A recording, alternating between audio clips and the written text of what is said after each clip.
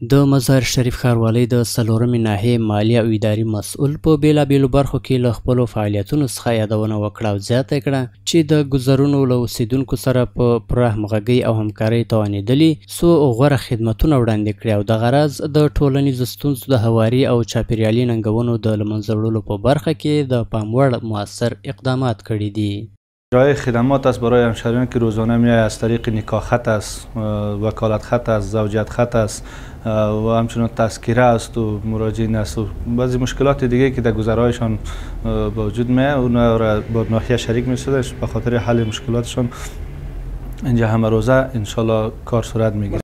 نوموړي همداراز په دې ناحیه کې ځینو مهمو خدمتونو او پراختیایي فعالیتونو ته په اشارې وویل چې په دې وروستیو کې ټولنیزو اړتیاوو ته په کتو د پراختیایي پروګرامونو د پلي کولو په موخه یو برخلیک ټاکونکې بنسټیزه پروژه پیل شوې ده چې له بشپړېدو سره به د خلکو ګڼې ټولنیزې ستونزې حل شي.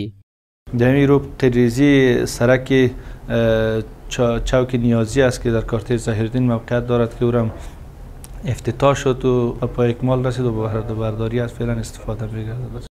د یادونې وړ ده چې څلورمه ناحیه د مزار شریف ښار له 12 ناحیو څخه یوه ده او د دې ناحیې پرسونل هڅه کوي څو د ښاروالۍ اقتصادي بنسټ پیاوړی کړي، کثافات راټول او اړوندې سیمې سمسوره وساتي ترڅو خلکو ته مؤثر خدمتونه وړاندې شي.